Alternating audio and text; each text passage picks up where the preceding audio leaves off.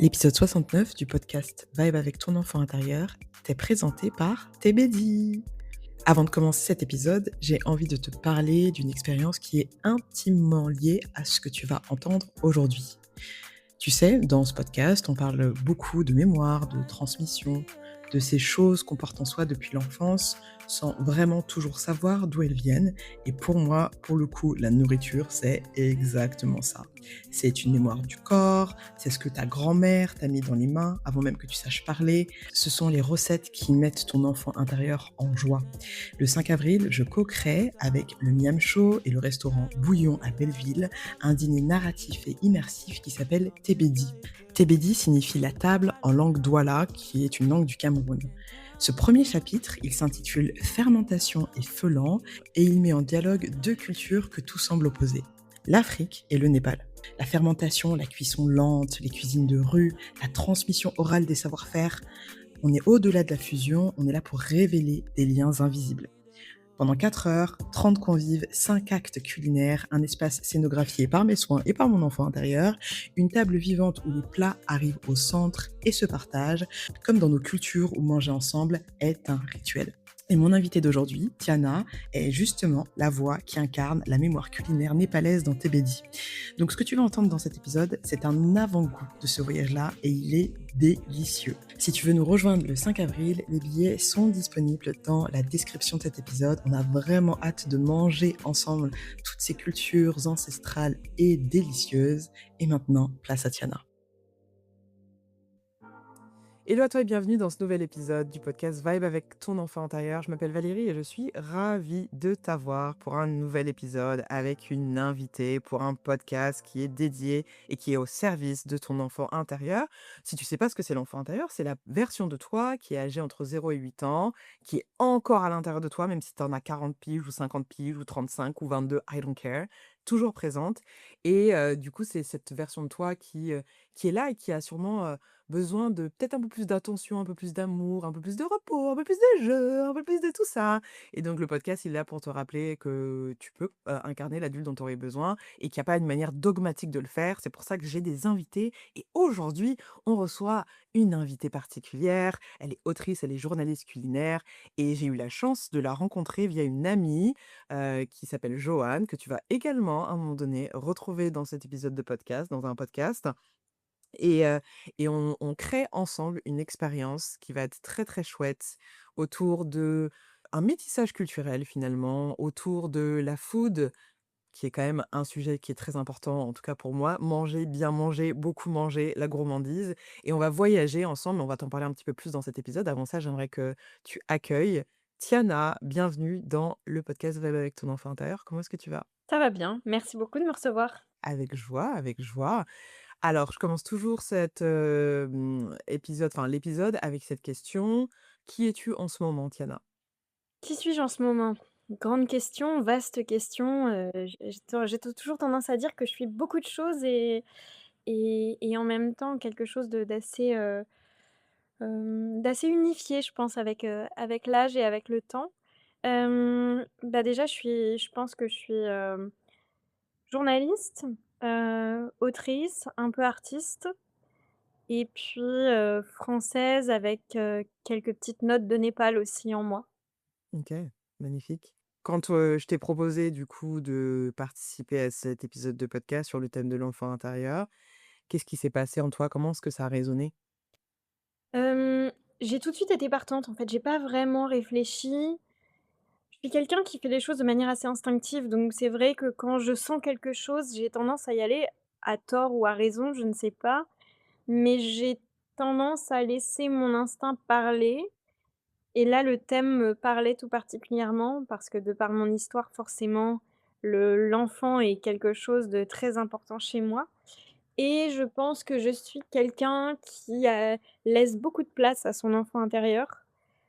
Contrairement probablement à beaucoup de gens qui ont tendance à enfouir l'enfant intérieur une fois arrivé à l'âge adulte. Moi, je le cultive, je le chéris, c'est une part de moi que j'aime beaucoup et parfois j'aimerais bien lui laisser un peu plus de place, mais voilà, la vie fait que c'est pas forcément toujours facile.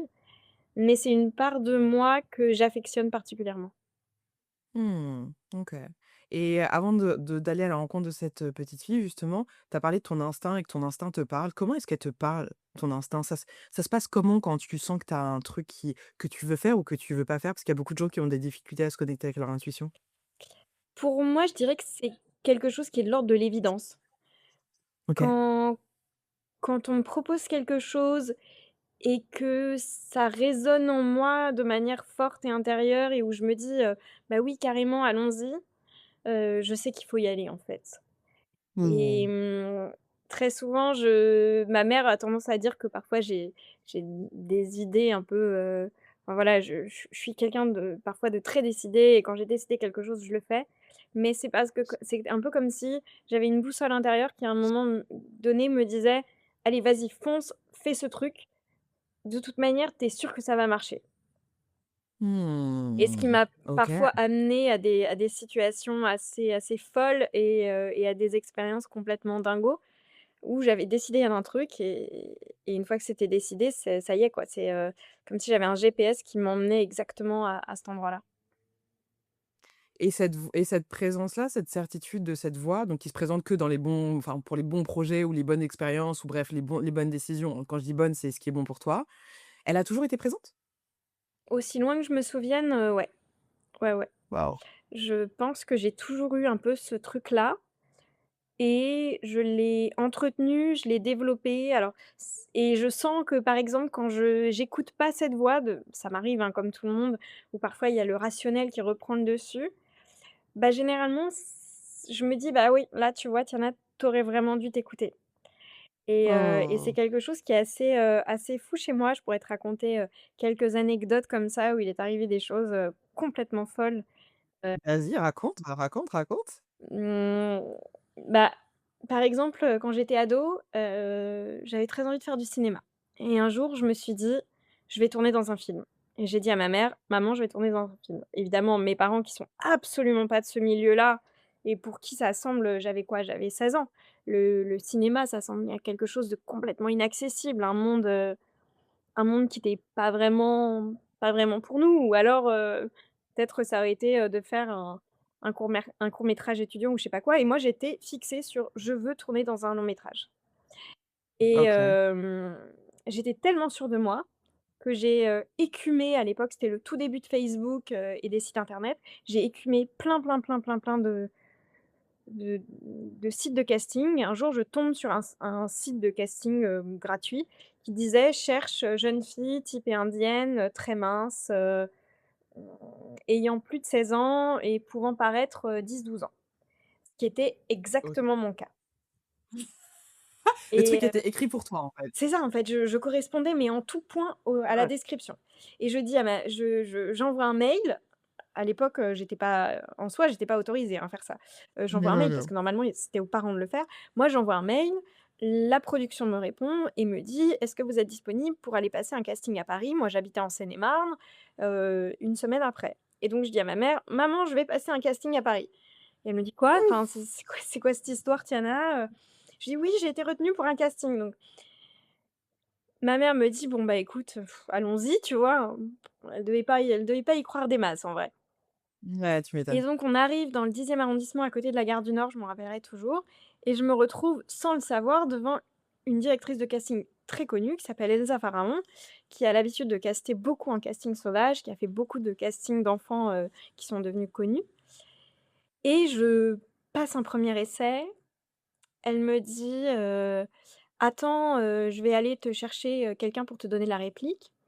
Je passe le deuxième essai avec la réplique et elle dit à ma mère: «Est-ce que vous avez un peu de temps? Je vais chercher la réalisatrice». Je passe devant la réalisatrice et là, ils disent à ma mère: «Est-ce que vous êtes disponible la semaine prochaine pour faire les essayages Mais des costumes?» j'adore. Et je me suis retrouvée un mois plus tard, j'étais dans le sud de la France à tourner avec, Vincent Lindon, Emmanuel DeVos, et j'avais un Mais rôle dans un long métrage. Enfin, c'était le mais la puissance, en fait. C'est un truc de fou, ça, hein. voilà et le deux C'est quelque chose qui t'arrive souvent? de temps en temps, enfin, c'est des trucs comme ça où je me retrouve dans des trucs un peu dingos, comme, J'adore. à l'âge de j'avais quoi, 15 ans? Je voulais absolument rencontrer Mathieu Ricard. On va au Népal, on Attends, Mathieu Ricard, c'est, c'est ouais, l'auteur? c'est ça. Non, le et ouais, je vois le qu'il a fait des l'auteur films, qui est les moit avec les 3 ouais. amis là, c'est ça? Pardon? Il y a un livre qui s'appelle Les trois amis en enfin un truc Il comme a ça, fait non? Ça énormément où de il écrit bouquins. avec Il a fait OK, énormément de d'accord, OK. bouquins et c'est le traducteur officiel du Dalaï Lama en France. Il a un D'accord, OK. temple, une clinique au Népal et cetera, il est photographe, il a fait beaucoup de trucs et on allait au Népal en voyage et moi je savais qu'il avait, donc cette clinique, un temple et cetera. On arrive dans cette clinique et on nous dit: «Mathieu Ricard est en France». Moi, grosse déception, le monde s'écroule, j'étais j'étais pas contente, et on rentre, chez nous en Seine-et-Marne. On était arrivés la veille au soir, on va faire les courses au supermarché et là, on tombe dans le journal sur, le Dalaï Lama arrive, dans le temple bouddhiste à côté et là, je dis à ma mère: «Maman, il faut absolument qu'on y aille». Pareil, ma mère me dit: «Mais Tiana, attends, Dalaï Lama, c'est comme un chef d'État, enfin, c'est, complètement insensé». Je lui Bien. dis: «Mais si, allons-y, allons-y». Donc force de persuasion de maman, elle m'emmène. On arrive devant un grand portail, il y avait rien. Et je lui dis: «Bon, bah, on est là devant, on essaye de rentrer». Elle me dit: «Mais non, enfin» et j'ouvre la porte, pareil, décidée, j'ouvre la porte s'ouvre et je dis à ma mère: «Bon, bah, maintenant que c'est ouvert, on y va, quoi, on rentre» et donc on rentre dans le domaine, qui était absolument pas sécurisé, en plus et là, il y avait une dame qui était assise en train de lire et je vais la voir et je lui dis: «Ah voilà, moi je m'appelle Tiana, je viens du Népal, j'ai été adoptée, je voulais rencontrer Mathieu Ricard, mais il était pas là, mais j'ai lu dans le journal qu'il était là pour la venue du Dalaï Lama, est-ce que je pourrais le rencontrer?» Elle me dit: «Mais oui, bien sûr, je vais le chercher, attendez là» Mais et 5 minutes plus tard, je me retrouve devant Mathieu Ricard, on fait des photos et tout et il me dit: «Est-ce que vous voulez rencontrer le Dalaï Lama? Il est là à l'intérieur. Si vous voulez le rencontrer, il va sortir. Je vous propose d'attendre là parce que si vous ressortez, vous pourrez pas re-rentrer». Je non. regarde ma mère et je lui dis: «Bah, oui» et puis ma mère me dit: «Pas attends Tana, enfin, on va pas dire non», tu vois? C'est le Bah, c'est genre de clair, truc c'est où tu clair. ne dis pas non Mmh.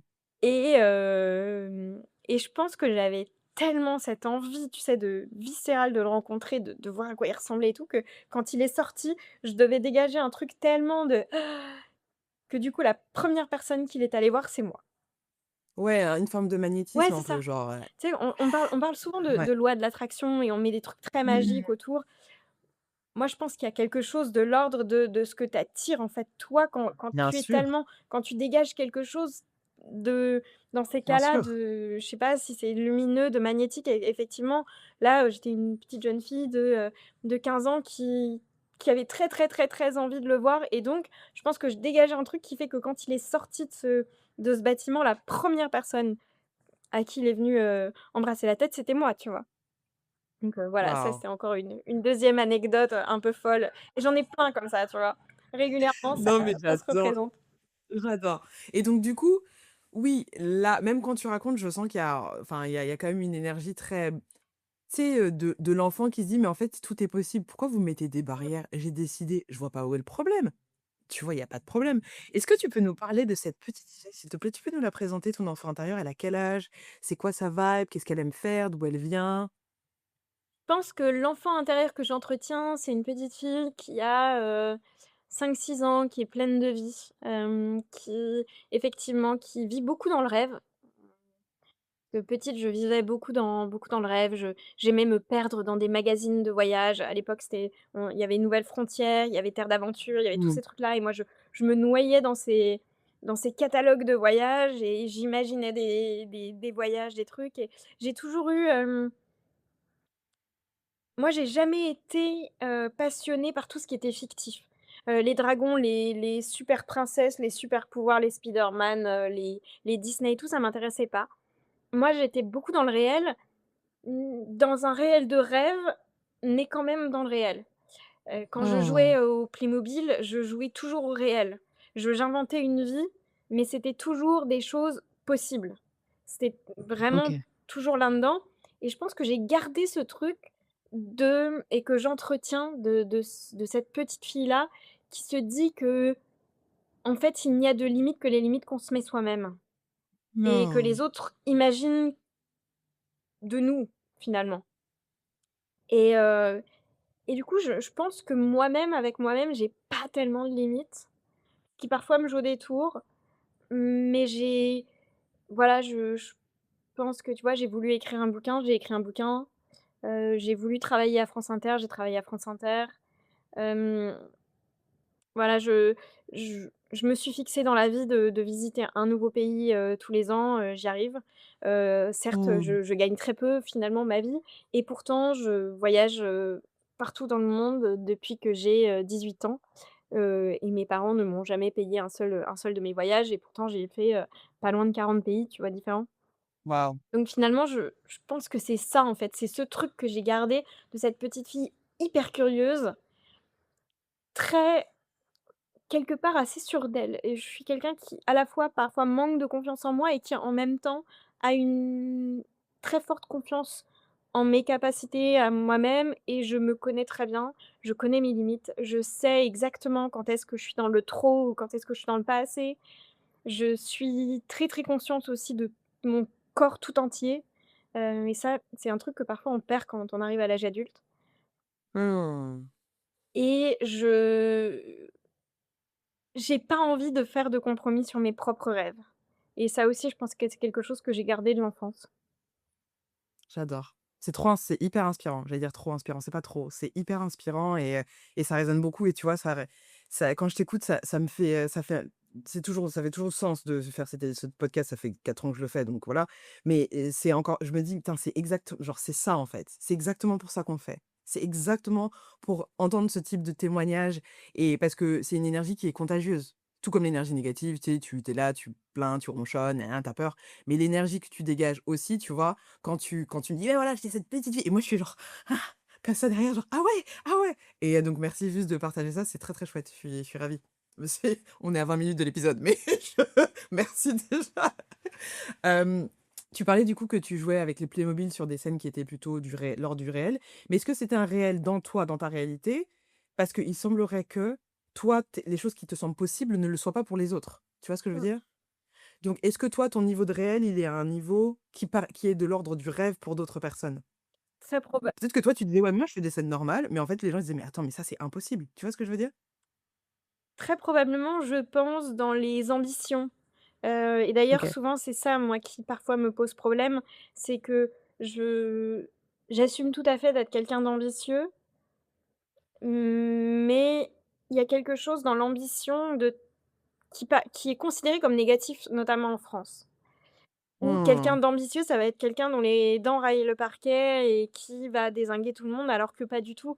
Moi, mon ambition, elle est aussi dans le collectif et parce que je suis persuadée que sans le collectif, on n'y arrive pas. Mais en revanche, comme je te disais, j'ai pas envie de faire de compromis sur mes rêves et dans tout ce que j'ai envie de faire.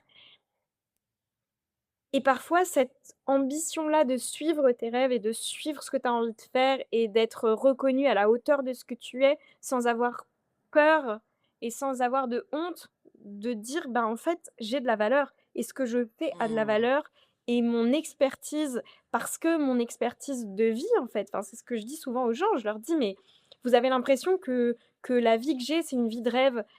Mais en fait, c'est 10 ans de boulot pour m'installer dans ce milieu de la gastronomie, pour avoir accès à ces établissements, étoilés, à ces hôtels 5 étoiles, à ces voyages partout dans le monde en étant invitée, à des colonnes dans des grands médias. Ça s'est pas fait du jour au lendemain. C'est parce qu'à Mmh. un moment donné, moi, je me suis dit: «OK, moi, j'ai pas envie de m'enfermer dans une vie de salariat et de faire des compromis avec ce qui est important pour moi». Je Mmh. suis voilà, je suis sûre et certaine que j'ai des choses à dire et à faire et ça peut paraître, un peu tabou et les gens peuvent parfois penser que, on est, suffisant, qu'on a, enfin voilà, qu'on se prend, vraiment pas pour de la merde, enfin voilà, mais alors que tu vois, sur des cultures plus, nord-américaines, par exemple, ça va être beaucoup moins tabou et on va plus valoriser ce genre de choses. C'est là où ça peut jouer des tours, mais je pense qu'effectivement, moi, j'ai cette boussole et encore une fois, ce qui peut être une forme de confiance en soi, qui fait que j'arrive pas mal quand même à suivre ce que j'ai envie de faire et petit à petit, au fil de ma vie, de cocher toutes les choses que j'ai envie de faire. Il en reste énormément, hein. Je suis quelqu'un qui rêve beaucoup et qui a beaucoup de beau encore beaucoup de rêves et plein de choses à faire. Mais voilà, je pense qu'effectivement, il y a cette force en moi, que j'ai cultivée et qui a pas toujours été là, hein. Ça, je tiens à le préciser, que Oh! j'ai eu une adolescence extrêmement compliquée, que justement cet enfant intérieur s'est complètement perdu à une période de ma vie. Mmh. Hem À une période et aussi, le corps médical, me donnait plus énormément de temps à vivre, Mmh. et on pensait que j'étais enfermée dans la maladie que j'avais et que ça allait durer, éternellement.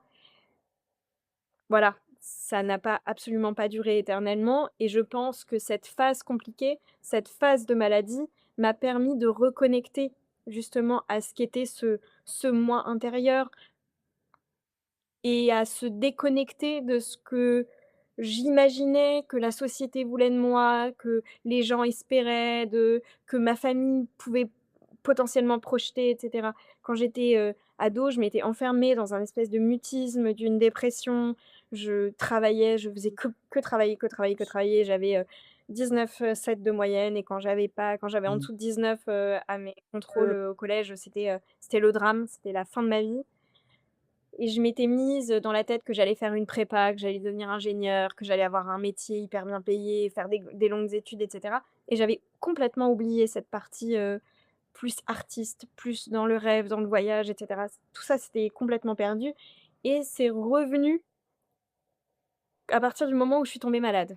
C'est ça qui est un peu paradoxal. Oh non, non, non. Mais c'est aussi ce qui m'a permis de me reconnecter à moi et de commencer à faire, c'est à cette période-là aussi où j'ai commencé à reconnecter avec cette capacité à faire ce que j'avais envie de faire, à aller vers des choses qui pouvaient sembler complètement dingues pour les gens. Je m'étais à l'époque, je m'étais inscrite au conseil régional des jeunes, d'un coup, je me suis retrouvée projetée dans le monde politique, à discuter avec des François Hollande, avec des Martine Aubry alors que j'avais 14 ans, à défendre des idées, et c'est à partir de ce moment-là, en fait, où je me suis dit: «OK, tous ces mondes qui semblent inaccessibles, en fait, ils sont Mmh. complètement accessibles à partir du moment où tu oses y mettre un pied et où tu prends ta place». Ouais, ouais. Tu as tellement de choses parce qu'en fait, à chaque fois, il y a une note qui pop, j'ai: «Ah, ça, on va parler de ça» et en fait, à chaque fois, tu m'ajoutes des notes, je me dis: «Ah!» Donc du coup, hem, par où commencer? Complètement d'accord avec toi, totalement. Tu parles de boussole beaucoup, du fait que en fait, tu as plein de rêves, donc du coup, a priori, tu sais à peu près où tu as envie d'aller, même si tu sais pas exactement comment les choses vont se manifester, tu sais où tu souhaites aller. Et il y a cette expression qui dit: «Pour savoir où on va, il faut savoir d'où on vient». Et tu as mentionné le fait du coup que tu avais été adopté. Est-ce que tu peux nous parler de l'environnement socioculturel, spirituel, religieux, économique dans lequel tu as grandi quand tu étais petit? Donc généralement, c'est 0 8 ans, mais tu peux aller plus, là, on peut aller jusqu'à 14 ans, enfin voilà. Bah, de 0 à 7 mois, j'étais au Népal, dans ma famille, biologique. Là, cette famille, dans laquelle je suis arrivée, c'était une famille, d'une caste très élevée au Népal. Les brahmanes, donc c'est vraiment la caste la plus élevée, et très, très spirituelle parce que je viens d'une famille, mon père biologique était, astrologue védique et une personne religieuse très, très reconnue dans sa communauté, qui à côté aussi était un sombre salaud avec toutes les femmes de sa famille et notamment avec son épouse. Mais voilà, c'était Mmh. quelqu'un, en tout cas, spirituellement considéré comme très élevé dans la communauté et une famille, certes désargentée, mais quand même, socialement du rang le plus élevé de la société. Donc ça pose quand même un certain Mmh. cadre et une certaine, culture Ouais. familiale.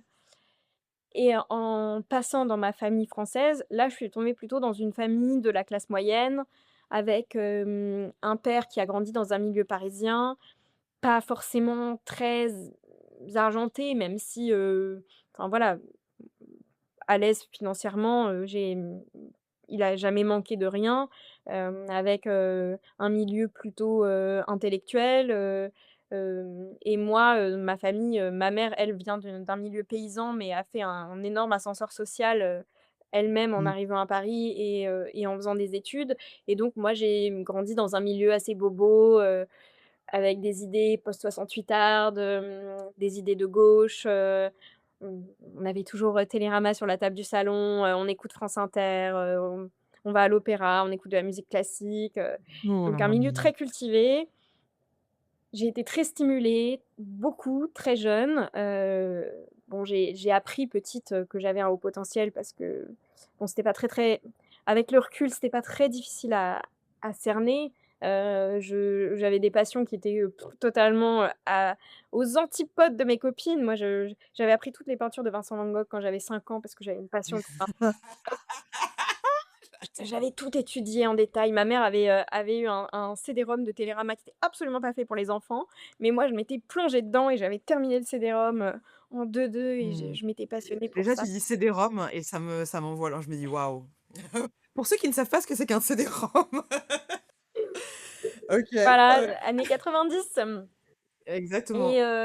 Et j'étais passionnée par l'astronomie, par l'histoire de la vie, par la biologie, j'avais une passion pour le muséum d'histoire naturelle. On allait passer des heures et des heures à regarder tous les squelettes du muséum d'histoire naturelle. Donc voilà, petite, j'avais un peu des trucs comme ça. J'apprenais les livres par cœur, du coup, j'ai appris à lire toute seule. Enfin, j'étais très en avance sur plein Ouais. de choses et je pense qu'il y avait pas mal de stimulation. Donc ça te donne un peu l'idée de l'environnement dans lequel j'ai vécu.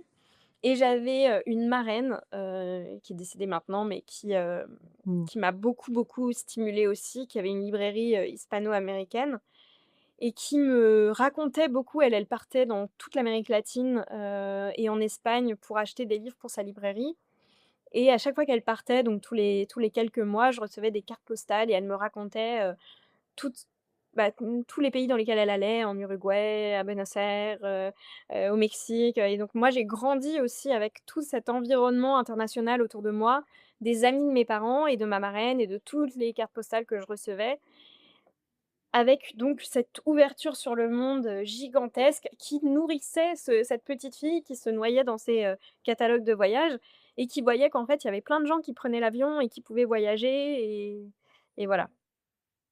Mmh. Waouh, magnifique et comment est-ce que ça fait d'évoluer, dans un environnement, parce que donc tes parents sont caucasiens français, toi, tu es népalaise, hem, enfin, en tout cas d'origine, je sais pas comment tu te définis, comment tu utilises, comment tu verbalises, ton identité, mais en tout cas, genre physiquement, comment est-ce que cette petite fille, elle a, hem est-ce que c'était un sujet déjà? Tu vois? Et comment est-ce que tu as évolué dans ce sens-là? Alors c'est drôle comme question parce que je dis toujours que c'était un sujet pour les autres alors que ça en était pas un pour moi. Non. En fait, pendant très longtemps, il y a pas eu de question. Déjà, jusqu'à l'âge de 3-4 ans, on habitait à Paris, dans le 18e arrondissement, heu, arrondissement extrêmement, varié, Mmh. en termes social, ethnique et cetera. Donc en fait, jusqu'à, 3-4 ans, ça n'a absolument pas été un sujet, surtout que moi, j'étais complètement intégrée dans ma famille, dans les 2 familles, comme du côté de ma mère comme du côté de mon père. C'était pas une question. Donc pendant 3-4 ans, pour moi, ça n'a pas du tout été une question et mes parents m'ont toujours dit que j'avais été adoptée, donc moi, j'ai grandi avec ça faisait partie de moi. C'était un fait de ma vie et pas plus que ça. Et puis on est arrivé en Seine-et-Marne et là, je me suis retrouvée la seule noire de la classe. Que Mmh. j'ai Ah donc ça, tu es noire Voilà, dans le c'est bah, ça, bien sûr, tu dans la bah, oui, tête des bien gens, comme sûr, j'étais colorée, j'étais la bien noire de sûr. la classe. Alors c'est Et ouf. là, ça a été une énorme claque dans la figure parce que d'un coup, je découvrais ce que c'était le fait d'être étrangère dans les yeux des autres, alors que moi, intérieurement, ayant des parents totalement français, de culture, de tout en fait. Mon intérieur s'était construit totalement français. Donc d'un coup, j'avais l'impression Mmh. qu'il y avait un décalage entre mon intérieur et ce que je dégageais à l'extérieur. Et là, ça a été compliqué. Là, ça a été très compliqué et j'ai écumé, Et là, tu as quel âge? Tu es en quelle classe là, quand ça commence là? ça a commencé quand j'étais, à la maternelle. Ça devait être OK. ouais, c'était à la maternelle où ça commençait par, des enfants qui voulaient pas jouer avec moi, parce que j'étais étrangère, des parents qui avaient peur de cette étrangère, enfin des tas de trucs, Mmh. un peu Et on parle d'un enfant, hein, et quand on même. parle C'est ça d'enfants qui est le plus fou, c'est ouais. Mmh. et je me rappelle de ma mère qui m'a raconté qu'un jour, je rentre de l'école et j'étais en train de pleurer et ma mère me demande ce qui se passe et je lui dis, «Les autres ont dit que j'avais la peau grise». Mmh. Et c'est là où cette violence sociale, en fait, je l'ai pris en Ouais. pleine figure et je pense que mes parents étaient pas tout à fait prêts à ça non plus. Ils avaient pas Mmh. anticipé ça en arrivant en Seine-et-Marne Ouais. et ça, Ouais, ouais. ça a duré pendant très longtemps, très, très longtemps. Mmh. Quand est-ce que ça a arrêté de t'affecter ou de te toucher? Quand est-ce qu'il y a eu un tu sais, parce que j'ai l'impression que c'est aussi, en fait, il y a un brou le bruit du monde, il peut être assourdissant que si tu captes que en fait, enfin, si tu captes pas que tu peux dire: «Ah mais en fait, je suis pas obligé d'écouter. En fait, c'est pas moi, c'est pas l'extérieur qui définit comment je me sens» et après, j'ai l'impression que ta réalité, du coup, s'adapte. C'est comme si elle se transformait par rapport à tes croyances. Enfin, j'ai pas l'impression, c'est ma croyance, ma conviction, en tout cas. Co co comment ça s'est, à partir de quand est-ce que tu t'es dit: «Mais attends, c'est quoi ce bullshit là? Qu'est-ce que vous me f what?» Je dirais en fait, je pense qu'il y a pas un moment où ça s'est arrêté. Je pense Ouais, que suivant les années et les âges, j'y ai répondu de manière différente. OK. Au collège, ça a été plutôt d'aller m'enfermer avec, toutes les populations, immigrées, étrangères, bah, j'étais dans un Mmh. pour le coup, j'ai été dans le collège de secteur qui était un collège, en zone d'éducation prioritaire. Donc il y avait, des D'accord. populations, afro, arabes et cetera et donc moi, j'allais avec tous ces gens-là parce que d'un coup, j'avais l'impression d'appartenir à quelque chose et eux, ils étaient beaucoup hem dans une espèce de «rejet de la société française» entre guillemets et donc moi j'allais avec un peu ces tous les bad boys et toutes les nanas, ultra populaires, ultra communautaires parce que j'avais l'impression de me d'un coup de j'avais besoin de ce truc-là, en fait. Ouais. Qui me correspondait absolument pas. Moi j'étais l'intello de la classe, Mmh. très avec une éducation très parisienne et tout et j'étais complètement en décalage avec ça. Puis après, j'ai eu un peu l'effet inverse. Je me suis complètement, extraite de tout le monde et c'est la période où j'étais très dépressive, où là, j'étais, vraiment que moi, toute seule, enfermée dans mes trucs à moi. Ça a duré très longtemps. Ça a duré très, très longtemps et après, je pense que j'ai eu une longue période entre, 17 et 25 ans où je me cherchais, et là, je me suis plus réfugiée dans des sphères, de militantisme et politique. Et c'est à ce moment-là où je me suis plus, politisée, où je suis rentrée dans plein de cercles politiques différents, jusque Sachant qu'à 14 ans, tu étais déjà en train de parler quand même, dans des donc il y avait une amorce de ouais, c'est ça, ça.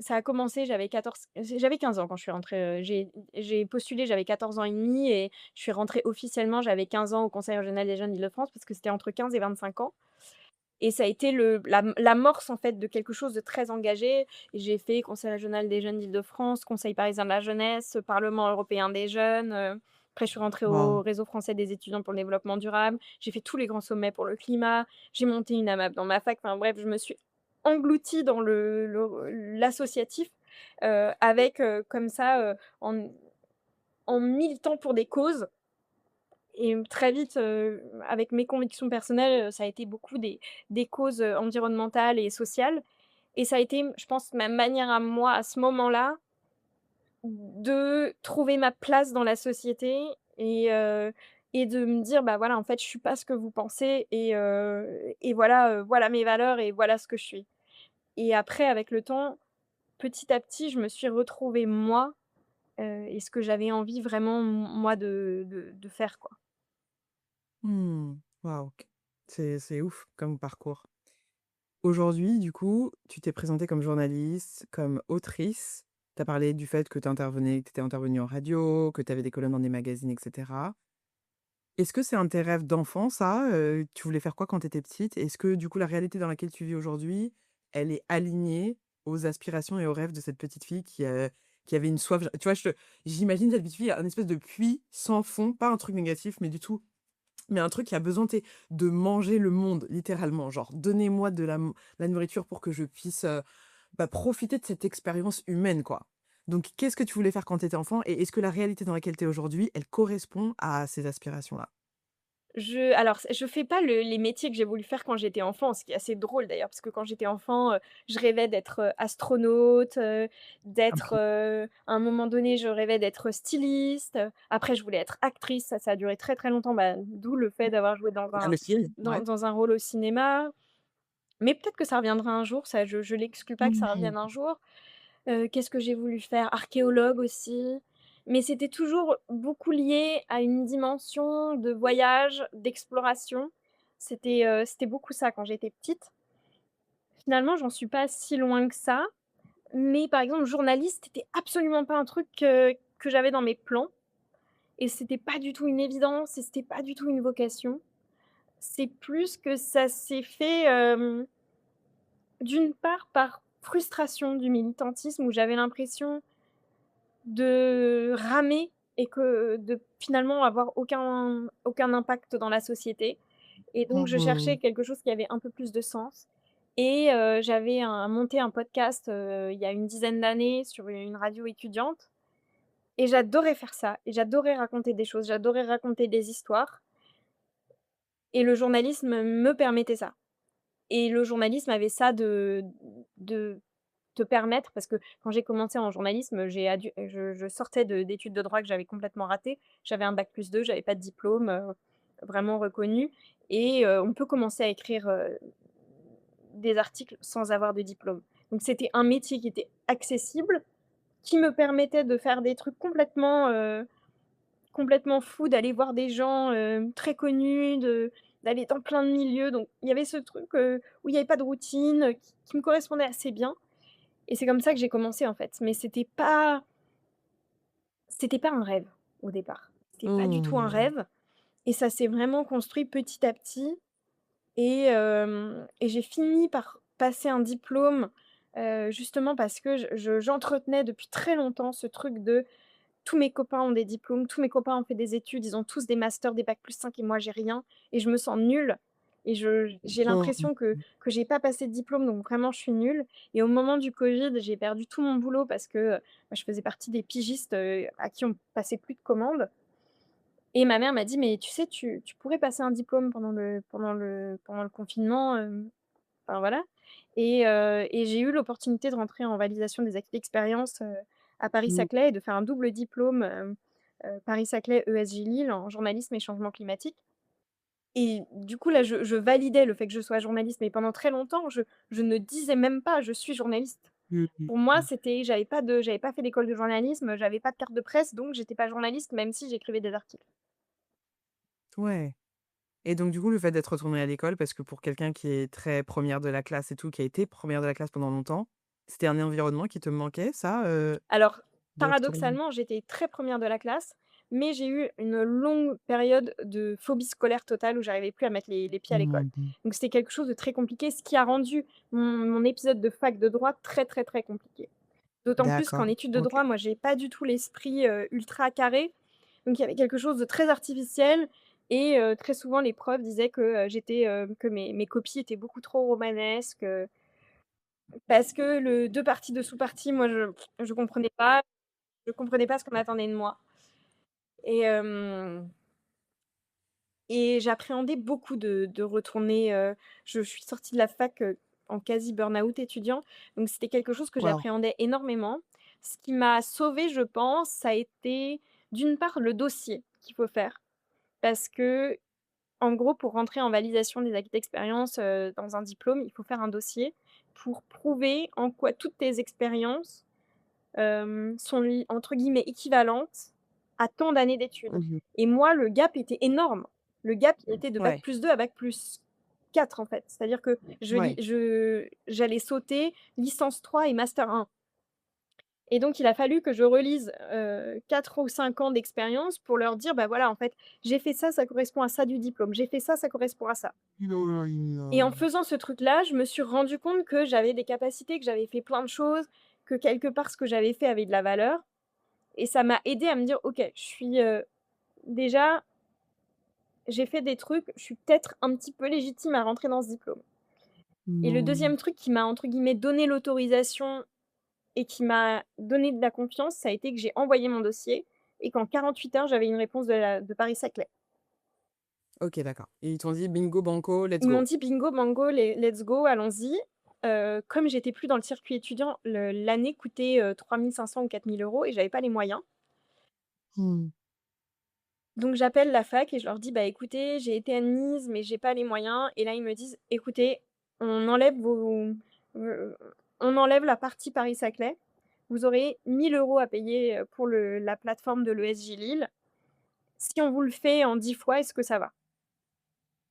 Et donc là, je me suis dit: «OK, non seulement je suis admise en 48 heures, mais en plus, ils sont prêts à s'asseoir sur des frais d'entrée pour que je puisse faire ce diplôme. Peut-être quand même que ça vaut le coup et peut-être que j'ai les capacités d'y arriver». Peut-être que je vais y aller là, peut-être. Peut-être que c'est pour moi. Et et pourtant c'était Vas-y. très, très, très, très compliqué parce qu'en plus, les années de lycée, j'ai été beaucoup déscolarisée, donc quand je suis arrivée dans ce diplôme, j'étais en diplôme de sciences physiques du climat. J'avais pas fait de physique-chimie Waouh, depuis le lycée, j'étais ouais. complètement paumée, j'étais en bac+5. Donc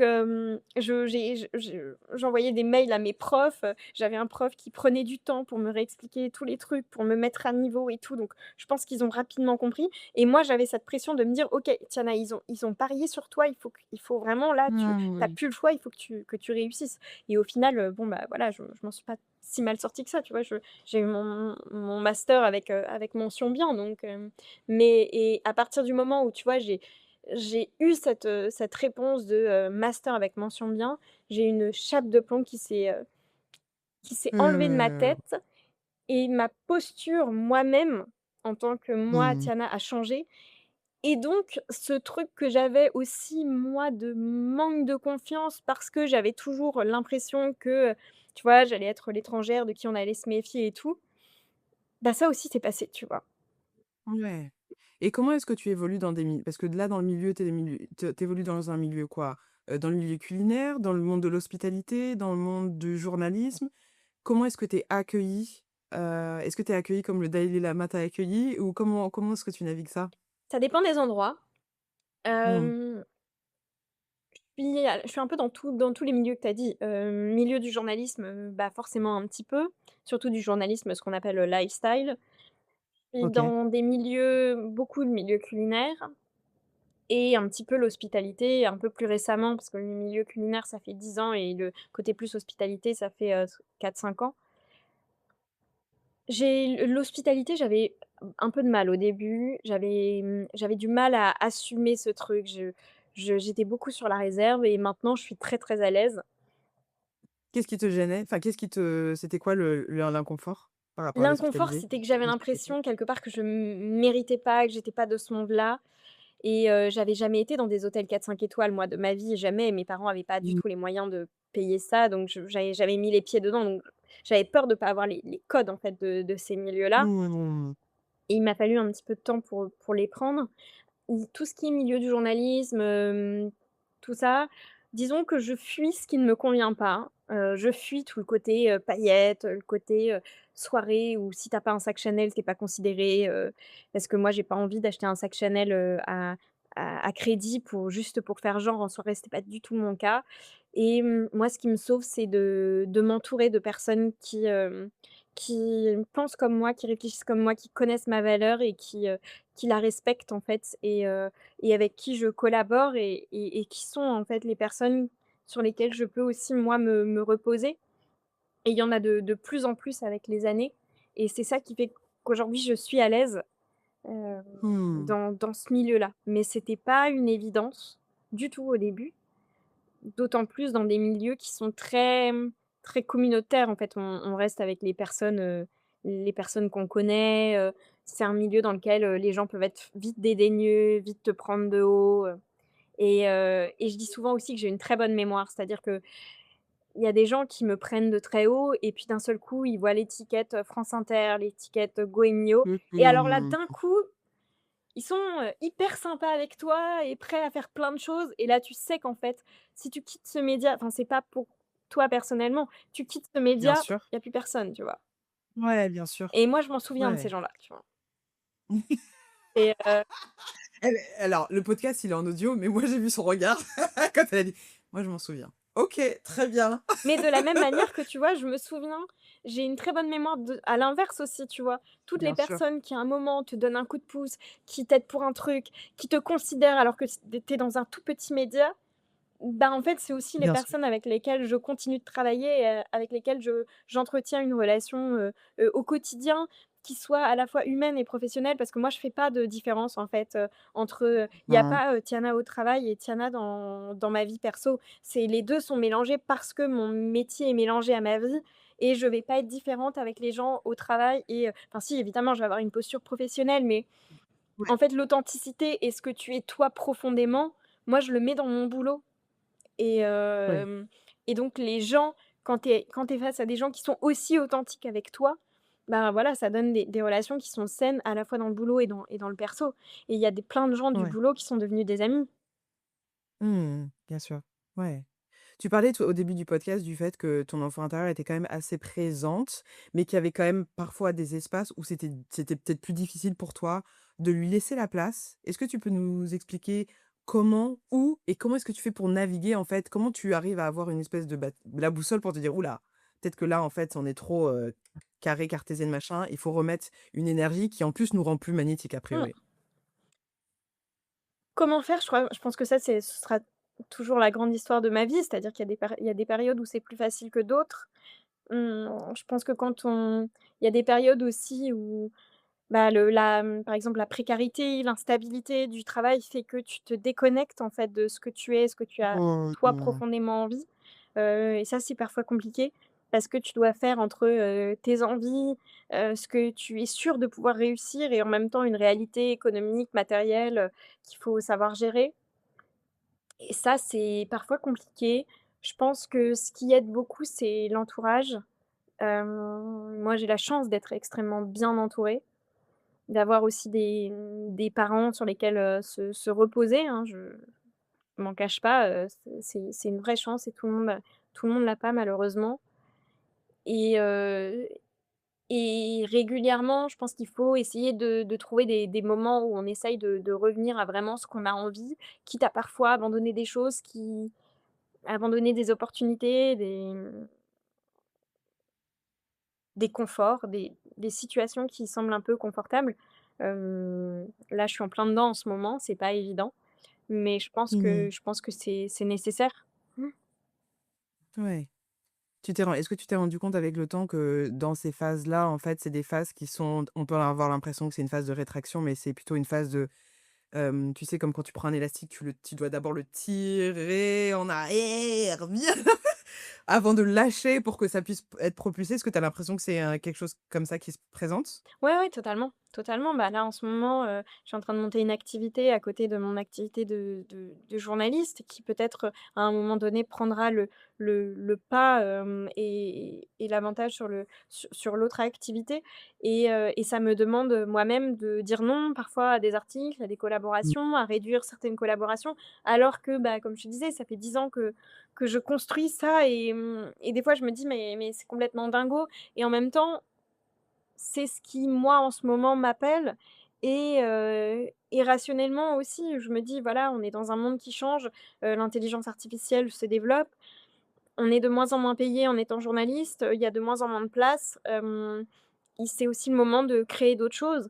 et pour laisser cette place de création, il faut réduire d'autres choses». C'est clair et cette réduction, elle vient en tout cas, moi, je l'ai vécu là, fin d'année, elle est venue avec un gros deuil, un gros, gros deuil. Comment est-ce que tu le vis ça, c'est faire de la place pour accueillir autre chose? Ouais, mon père dit souvent que tout choix est renoncement. Moi, je dirais pas que c'est un renoncement, en fait. C'est un choix, c'est dire oui à quelque chose et non à autre chose.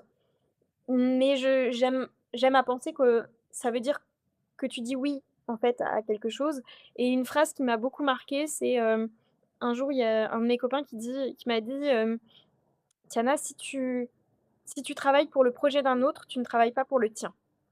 Mmh. Et moi, cette phrase Yep. m'a marquée au fer rouge dans la tête et je me la Ouais, répète ouais. très souvent. Je me dis: «OK, là, Ouais, sur ce truc-là, est-ce que ça participe de ton projet à toi ou du projet de quelqu'un d'autre?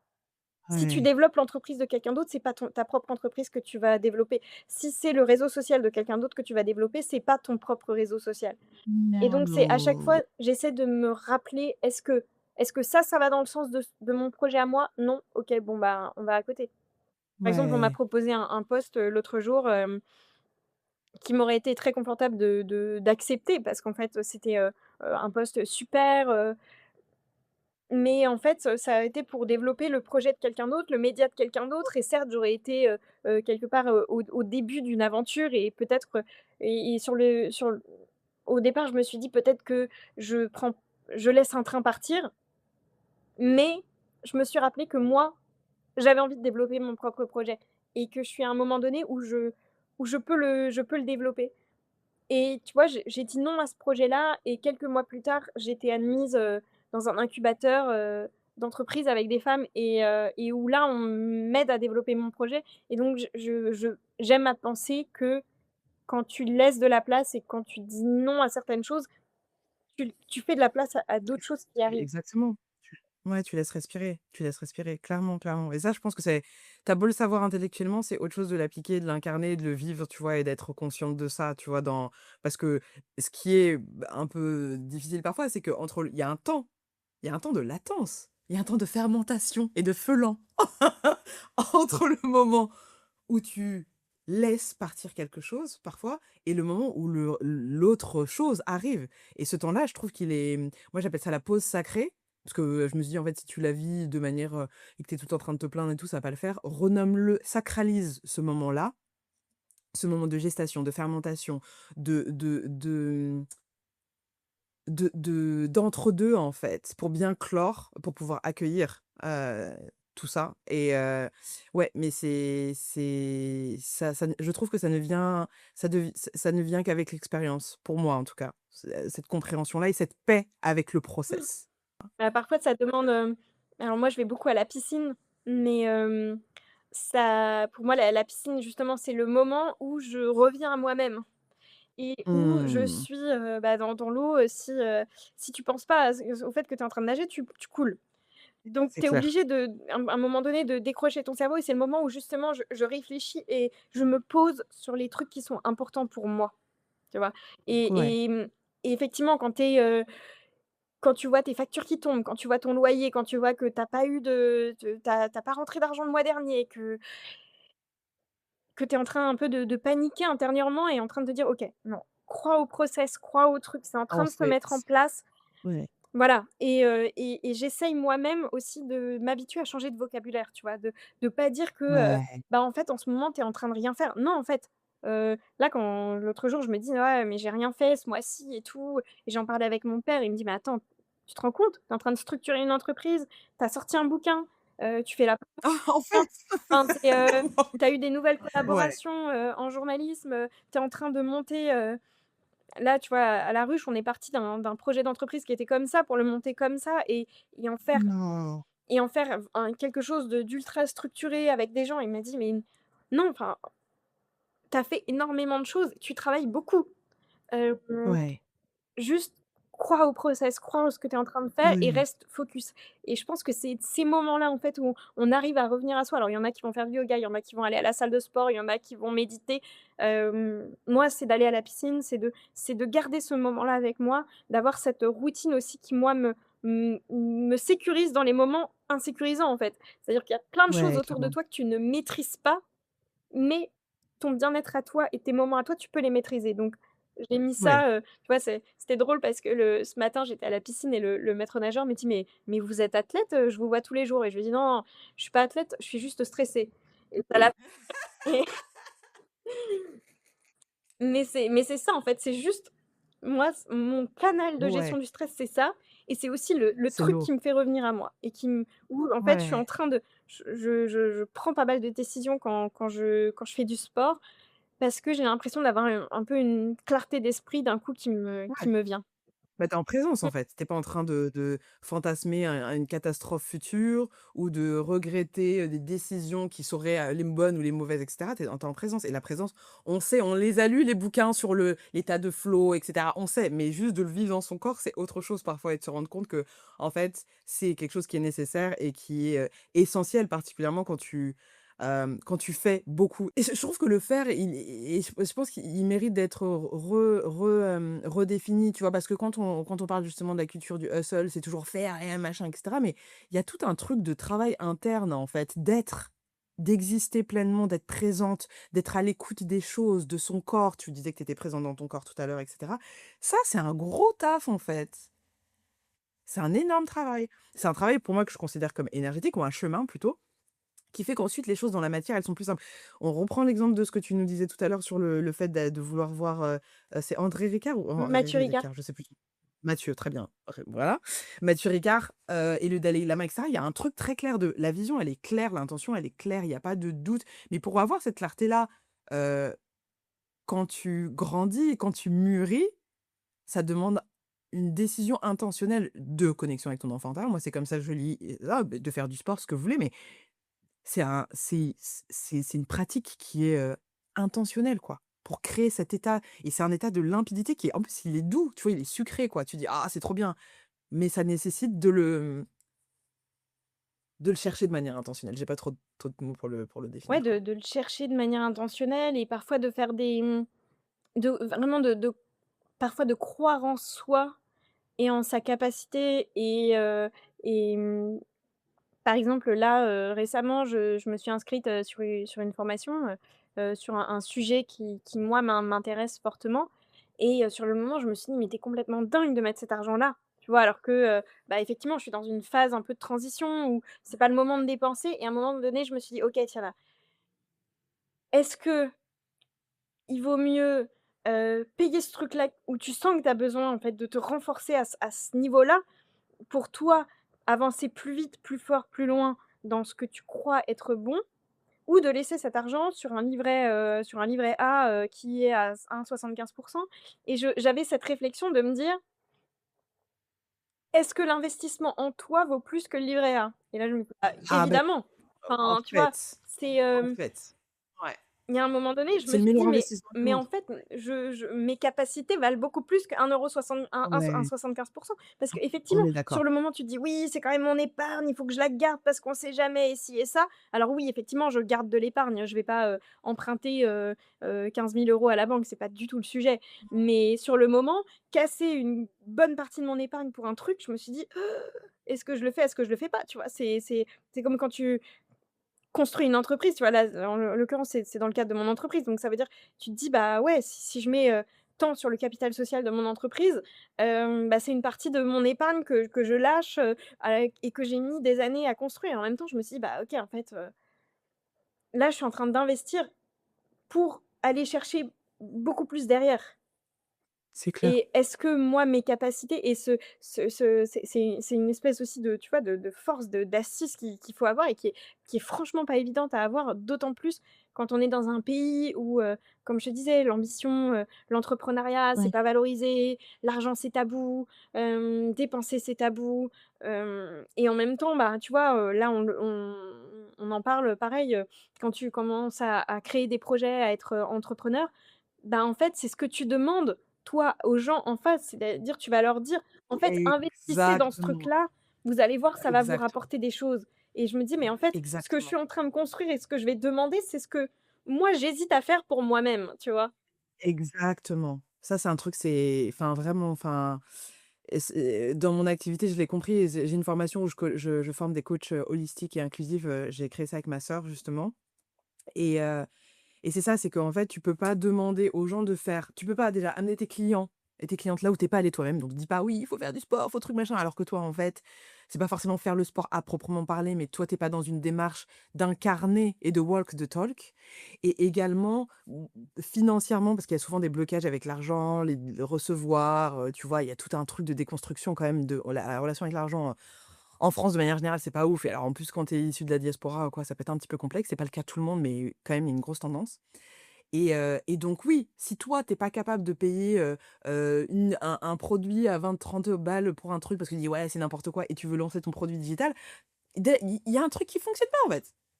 Il y a un truc qui fonctionne pas, donc il y a une espèce de cohérence. C'est le, as above, so below. C'est le yin et le yang, c'est enfin, tu le miroir, en fait, tout ce qui se passe à l'intérieur est à l'extérieur aussi, donc pour que ta réalité se reflète de la manière dont tu le souhaites, ça commence à l'intérieur, quoi.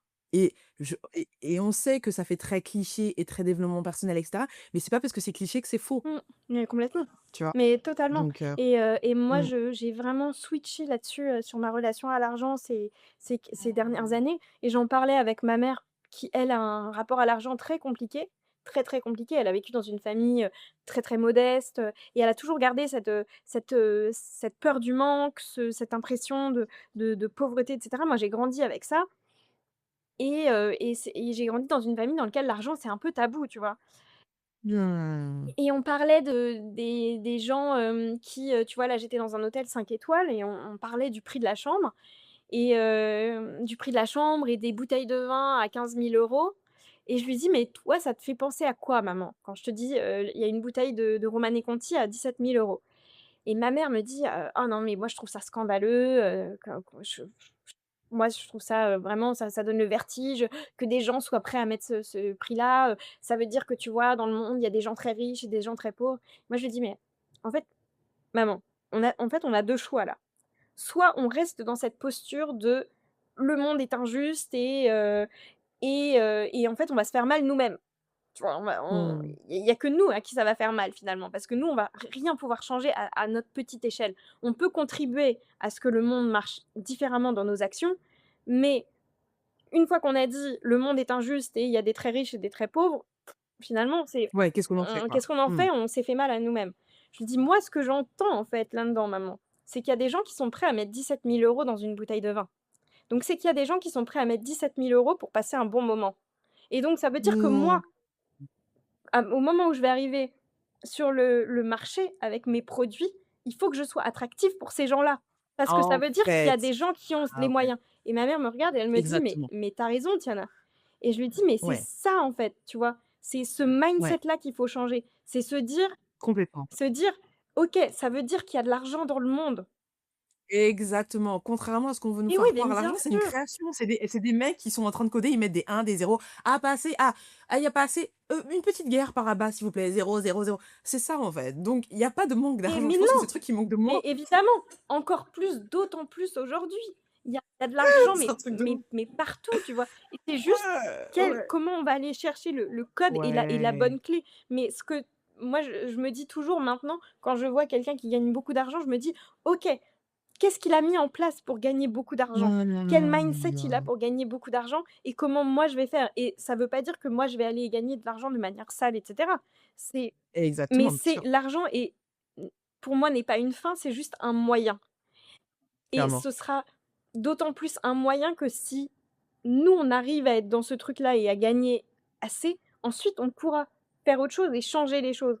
Mais si on est toujours dans Clairement. ce truc et dans le militantisme, beaucoup à gauche et pourtant, tu vois, je suis très à gauche moi. C'est ce tabou de l'argent c'est pas bien, on est tous contre les riches et cetera. Mais en fait, enfin une fois qu'on a dit ça, finalement, on leur laisse la place, tu vois? Et on laisse la Complètement. place à cette manière-là de fonctionner de la société. Heu, c'est aussi à nous d'arriver avec d'autres propositions, avec une autre vision du monde et ça veut pas dire, tu vois, que moi j'ai jamais eu vraiment l'ambition, ça m'intéresse pas de gagner, 500 000 000 €, tu vois? C'est même trop. Enfin Mmh. c'est pas quelque chose qui me fait particulièrement envie. Par contre, bien gagner ma vie, avoir un bon niveau de revenu, pouvoir assurer mes arrières, pouvoir, avoir une liberté financière et cetera, ça par contre, c'est un but et ça, je Mmh. sais que je peux l'atteindre. Bien sûr. Mais pour Bien l'atteindre, il fallait que je change moi de ma manière de penser, tu vois? De moi-même. ouais, Parce que je ouais. me suis rendu compte que moi-même, je restais coincée dans une position de entre guillemets «de pauvreté» aussi par ce truc-là, très, très social, du fait d'être une femme, d'être, colorée, de la famille d'où je venais, où l'argent c'est tabou, de ce truc, comme je te disais un peu, à gauche où, l'argent, bah, voilà, l'argent c'est pas bien, l'argent c'est sale, l'argent c'est forcément que tu es, ultra capitaliste et que tu capitalises sur les autres et que donc du coup et cetera. Alors que, bah, en fait, en créant de l'argent, tu peux aussi créer de la valeur et donc si tu crées de la valeur, Clairement. tu apportes de la valeur au monde et à d'autres gens. Ouais, c'est comment est-ce qu'on arrive à se libérer des loyautés, en fait, par rapport à tous nos environnements, pour remettre l'argent à sa place, à savoir une tasse de neutralité, c'est juste une Mmh. énergie et l'argent ne fait qu'amplifier ce qui est déjà présent. Il y a des gens de ouf et moi j'ai vraiment fait ce travail et j'invite à les auditeurs et auditrices à le faire si vous avez envie de bosser sur votre relation avec l'argent qui est aussi souvent liée à ce que vous avez entendu quand vous étiez enfant de la part de votre famille, de votre communauté et cetera. C'est d'aller chercher des exemples de personnes qui gagnent bien leur vie ou qui sont très riches et qui font des trucs très cool et qui sont engagés et qui sont impliqués et ça veut pas dire parfait, mais ça veut pas dire que c'est des gros tarés comme la plupart des gens qu'on peut voir aujourd'hui qui nous sont magnétisés ou pas magnétisés, mais plutôt, dont les voix sont amplifiées par les médias et qui, pour moi, petite complotiste, c'est juste pour nous maintenir dans le truc de genre: «Ah ouais, tu vois, moi je veux surtout pas être comme ça». Ah bah tant mieux, ne le sois pas, comme ça fait plus de place pour les autres. Mais non! L'argent aux mains dans les mains des identités, ce que j'appelle minorisées, pour enfin, que ce soit, genre, situation de handicap, bref, tout ça là, avec la conscience, pour moi, c'est ça qui va créer un monde meilleur. Donc c'est hyper important qu'on soit à l'aise avec l'argent. Je te dis ça, je suis en process, je suis pas du tout enfin, je vais pas dire que je suis pas arrivée, je suis en process, point. Je vais pas me jeter des sorts. Non, non, moi non plus, je suis pas enfin, je suis pas arrivée, mais déjà, tu vois, je pense que déjà en ayant conscience de là où on en est, déjà tu as déjà fait un pas énorme. Parce que C'est déjà tu as clair, pris conscience et tu as conscientisé, tu as posé déjà toi-même une intention là-dessus en te disant: «OK, je clairement. sais que je suis là» Ouais, et à partir du ouais. moment où tu commences à savoir que tu es là et que, OK, tu es en process et c'est en fait, c'est tout à fait OK, tu vois? Mmh, Mmh. moi, c'est comme ça que je me suis sortie de mes troubles. J'ai eu des troubles alimentaires très, très graves quand j'étais ado, Mmh. mais et souvent on me dit: «Ah mais ça a été quoi ton déclic?» et je dis toujours: «J'ai jamais eu de déclic en fait. Ça s'est fait petit à petit, ça a été un process, Mmh. mais le process a commencé à partir du moment où je me suis dit où en fait j'ai arrêté d'être contre moi-même et arrêter d'être dans la position que le corps médical veut nous mettre de: «Tu te bats contre ta maladie, tu es contre ci, tu es contre ça». J'ai arrêté d'être dans le combat. Je me suis dit: «OK, Ouais, aujourd'hui j'en suis là et moi, Tiana, j'ai envie d'aller là et ouais, maintenant qu'est-ce que je fais pour moi, avec moi, pour aller mieux, pour me sentir mieux, pour être mieux dans mon corps, pour être mieux dans ma vie, pour, être plus saine dans ma manière de penser, dans mes relations et cetera? Qu'est-ce que je mets en positif dans ma vie qui va faire que j'allais mieux et ouais. au final, tu vois, enfin, je passe pour, tu vois, la fille qui s'en est sortie, qui a un parcours incroyable et cetera et je leur dis: «Mais il y a rien d'incroyable». C'est juste qu'à un moment Mmh. donné, j'ai changé ma manière de voir. Je suis passée d'une position de combat et d'être contre à quelque chose de pour et de positif. Ouais, Et en ouais, fait, c'est juste aussi d'accepter que, bah, tu pas parfaite, que, il y a des moments où ça va, puis il y a des moments où ça va un peu moins et puis à un moment tu vas reculer un petit peu, puis tu vas de nouveau réavancer et tu es en process. Mais déjà, tu as mis de la conscience à cet endroit-là, tu vois? ouais, clairement. Et c'est fou, pour faire la transition parce que tu as quand même écrit un bouquin, donc tu es dans le monde, de on a dit monde culinaire et tu as sorti un livre récemment qui est sur le Népal, sur, des récits intimes, sur des recettes également. De passer alors sans, héroïser ton parcours parce que tu as dit finalement que c'était quelque chose qui était un process qui est accessible à tout le monde, si je comprends bien le message. Mais est-ce que tu peux nous parler de ce récit intime, culinaire et ouais, de ça en fait? Est-ce que ça, c'est un rêve justement qui a été manifesté de ton enfant intérieur? Alors c'était pas un rêve de longue date. Je pense que pendant très longtemps même, je me suis dit que je serais jamais capable d'écrire un livre. Enfin, je voyais ça comme quelque chose d'exceptionnel et je me dis: «Mais oh là là, mais comment font les gens pour écrire un livre? Comment font les gens pour écrire, 200 pages? C'est fou», Je pense que c'est venu assez naturellement en fait, c'est venu cette histoire de livre, d'un besoin au départ, qui était même pas d'écrire un livre, c'était juste un besoin, moi, de me raccrocher à quelque chose. Quand j'ai retrouvé ma Mmh. famille, ça a été un tsunami émotionnel. J'ai mis, Waouh. entre le moment où mon ami népalais les a trouvés en décembre 2021 et avril 2022 où je suis partie au Népal, il s'est passé quelques mois et pendant ces quelques mois, Mmh. j'étais plus capable de rien faire, j'étais plus capable de réfléchir, j'arrivais plus à travailler, je rendais mes articles hyper en retard et donc à un moment donné, je me suis dit: «OK Tiana, pour sortir de cet état-là, il faut que tu ailles les voir, il faut que tu ailles les rencontrer, il faut que tu ailles au Népal». Et j'ai mis toutes mes économies sur la table et je me suis dit: «Je pars au Népal». Je paye 600 € de billets d'avion, ce qui était énorme à l'époque parce on sortait du covid et j'avais quasiment plus de salaire. Mais je me suis dit: «Voilà, je Let's c'est go. let's go, c'est le voyage de ta vie, il faut que tu y ailles». Et quand je suis arrivée au Népal, j'avais beau être super entourée sur place, que tous mes amis se mettent en 4 pour que ça se passe bien pour moi et cetera. Moi, avec moi-même, j'avais besoin de me raccrocher à quelque chose d'hyper rationnel. Mmh. Et donc j'ai fait ce que je savais faire. Grosse déformation professionnelle, hein. Je me suis dit: «Je me mets en mode boulot» et donc tu sais, je disais aux Ouais. gens: «Non mais je travaille aussi, hein». Et j'allais rencontrer des chefs et j'allais voir les cuisines et je posais des questions et je prenais des notes sur la cuisine et j'ai rencontré plein de gens et je me suis retrouvée à l'ONU, au Népal, pour rencontrer la Bah, bien sûr, sinon c'est pas voilà, c'est ça, Tiana, en tu vois? fait. Ouais. Je me suis retrouvée à l'ONU, à l'ICIMOD qui est l'organisme du GIEC, enfin qui travaille avec le GIEC sur le changement climatique. J'ai rencontré les directeurs de toutes les écoles hôtelières du Népal, enfin bref, faisant pas les choses à moitié évidemment et je suis revenue avec une masse d'informations en France en me disant: «Oh waouh, qu'est-ce que j'en fais?» tu vois?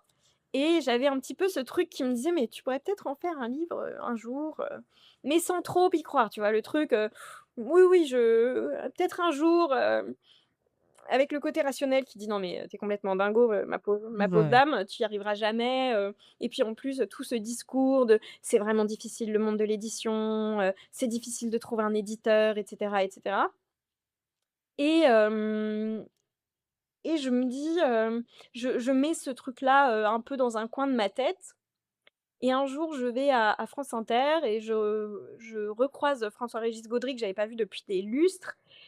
Il me demande comment je vais et je lui dis: «Ah oui, au fait, j'ai retrouvé ma famille au Népal». Alors là, déjà, il me dit: «Attends, je m'assois, raconte-moi, enfin, c'est quoi cette C'est histoire?» clair, c'est Je clair. moi, je lui balance ça, tu sais, comme si je lui disais: «Au Ouais. fait, il fait beau, il fait beau hier» Ouais.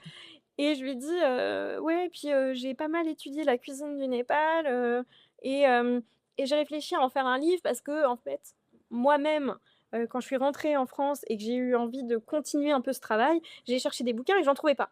Les seuls bouquins que je Mmh. trouvais, ils étaient en anglais, ils étaient par des étrangers, il y avait rien en français et je lui dis ça et il me dit: «Mais Tiana, c'est une super idée, mais vas-y, fonce, c'est une super idée» et il me dit: «Attends, je pense que ça, c'est une idée pour, une telle» et en fait, il a donné mon contact à une maison d'édition qui est pas celle avec laquelle j'ai signé finalement, mais il a donné mon contact à une maison d'édition et le fait que cette personne-là, aussi connue, Ah. aussi installée, pour lequel j'ai énormément d'admiration, quelque part me valide, mais juste c'est enfin, en fait, il a juste dit: «C'est une super idée», tu vois?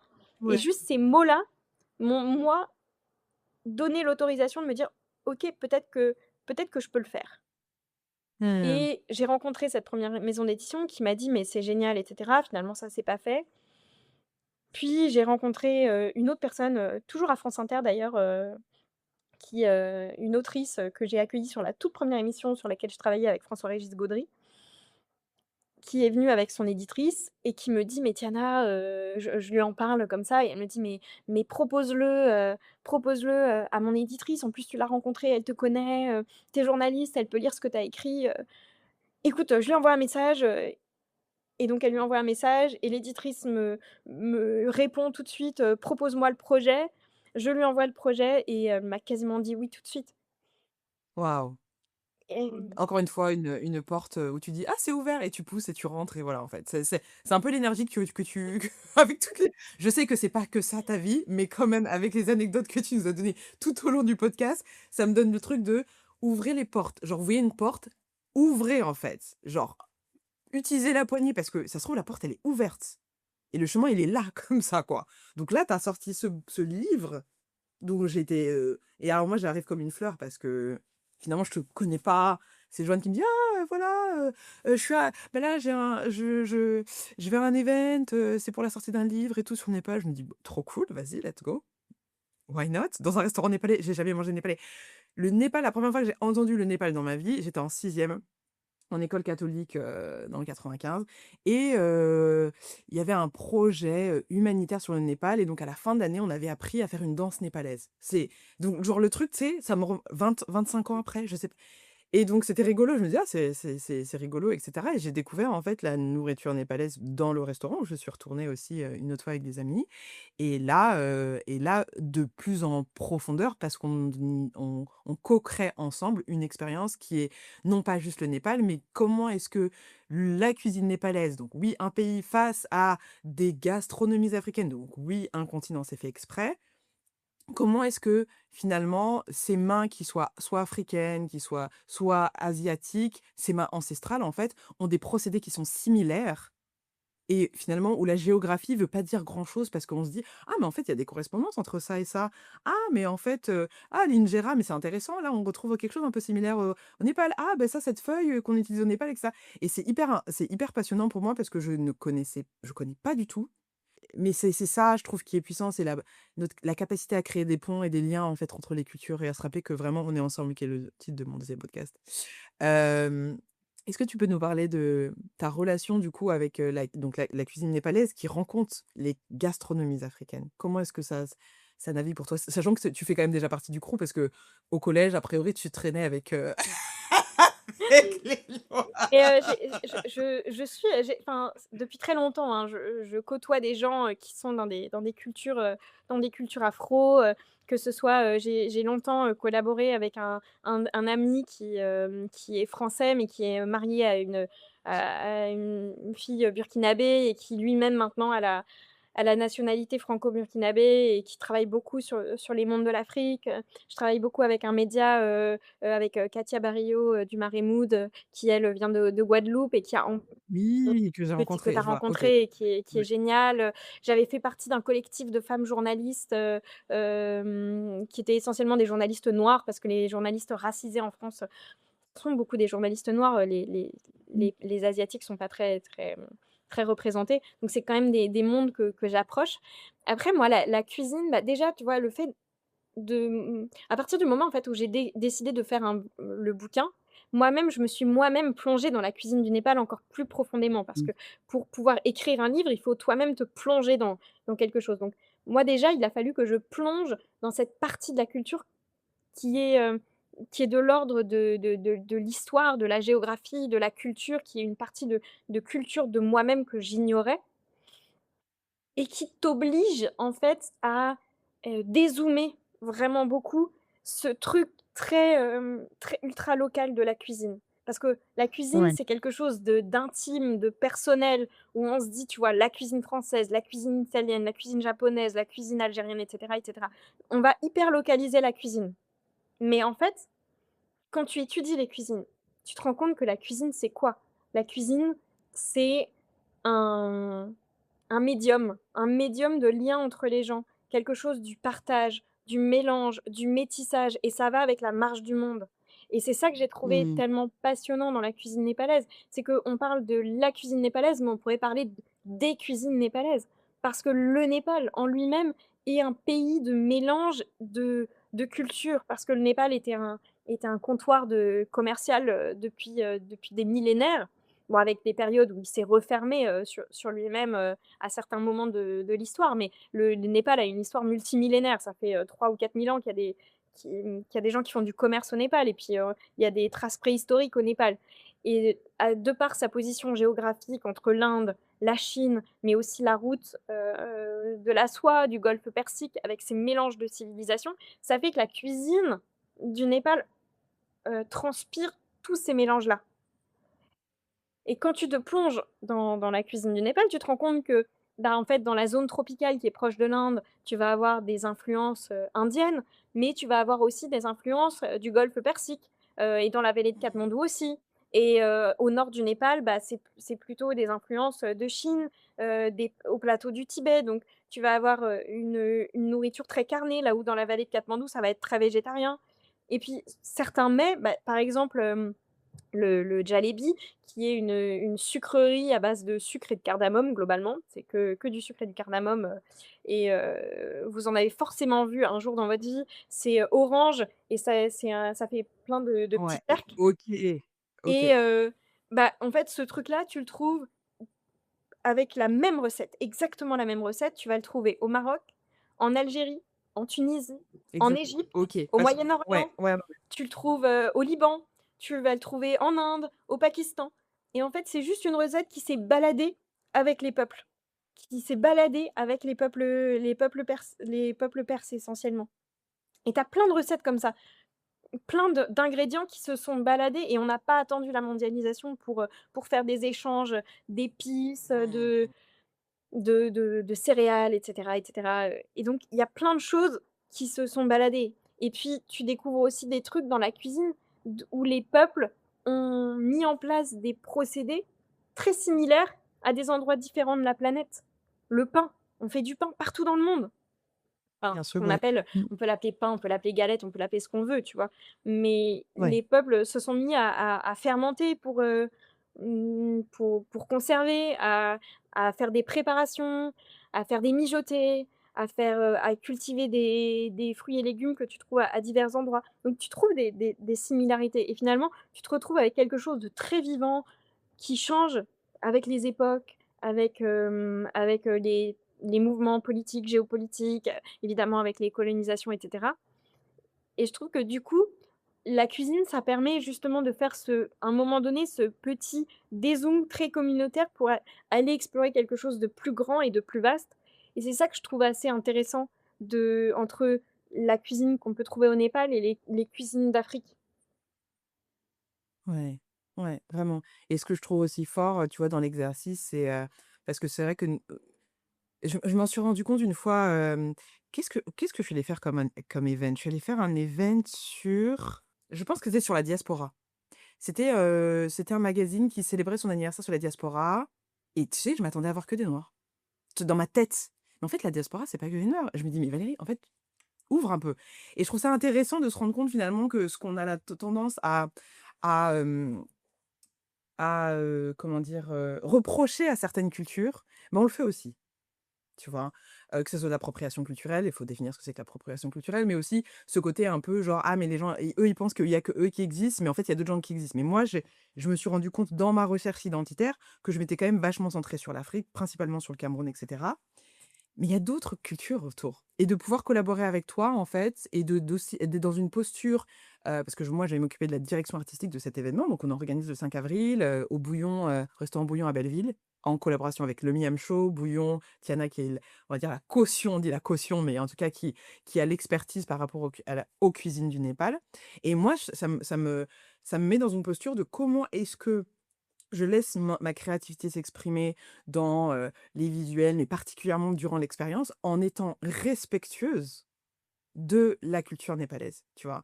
Et je trouve ça intéressant comme gymnastique de se dire, bah, voilà, tu vois? On dit: «Ah», on pointe du doigt, mais encore cette notion d'incarner et de walk the talk et donc de créer des ponts finalement entre tout ça et de pouvoir voyager en fait, de pouvoir se décentrer et je pense que finalement, il y a beaucoup plus de similitudes qu'il n'y a de différences. Finalement et ça, pour moi, c'est quelque chose qui me réchauffe vraiment le cœur, particulièrement en ce moment, Et puis quoi. sur le côté appropriation culturelle, moi je suis facilement choquée en fait par l'appropriation culturelle et en même temps, je me dis, tu vois, je me dis: «Si on veut, limiter cette appropriation culturelle, il faut que nous, on prenne notre place, en fait». I Ouais, et cette place, il ouais. faut la prendre et cette parole, il faut la prendre et mais il faut la prendre de manière, habile et respectueuse et moi, j'avais très peur, en fait, quand j'ai sorti mon livre, je me suis dit: «Mais qu'est-ce que les Népalais vont penser?» tu vois? En soi, Mmh. je suis pas népalaise. Je suis, née au Népal, Mmh. mais je suis pas népalaise et j'arrive avec un bouquin sur la cuisine du Népal et c'est pour ça que j'ai fait un travail moi d'adapter la cuisine du Népal à un public français. C'est-à-dire pas forcément d'essayer d'adapter non pas les goûts pour que ça soit, que ce soit, des goûts français, mais plutôt aux ingrédients pour qu'on puisse trouver une identité Bien sûr. népalaise avec des ingrédients locaux. Parce que pour moi, il y avait pas non Oui. plus du sens de donner un livre où les gens ne puissent pas faire les recettes. Pour moi, il fallait que Oui, si parce qu'il y a certains ingrédients que tu peux pas trouver, tout évidemment, ce oui, que oui, tu il y nous as a il y a il y expliqué, a en il y a fait. plein d'ingrédients, de l'Himalaya qu'on ne trouve pas en France et pour moi, si je voulais ouvrir une porte vers l'Himalaya, c'est un peu comme ça que je le dis dans mon livre, si je voulais ouvrir une première porte vers l'Himalaya à un au plus de monde possible, il fallait que les recettes soient faisables. Soient, à la fois, respectueuses des recettes d'origine, semblables, avec des goûts qu'on retrouve et qui soient le plus proche de ce qu'on peut avoir, mais qui en même temps soient faisables par les gens et accessibles.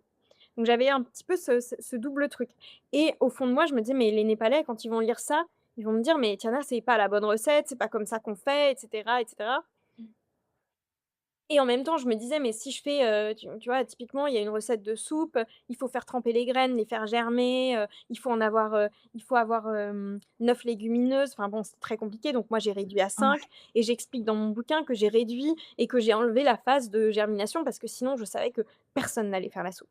Personne. Oh. Aujourd'hui, dans les vies occidentales, personne n'allait prendre le temps, enfin peut-être 1 des gens qui allaient acheter le livre, allaient prendre le temps de le faire.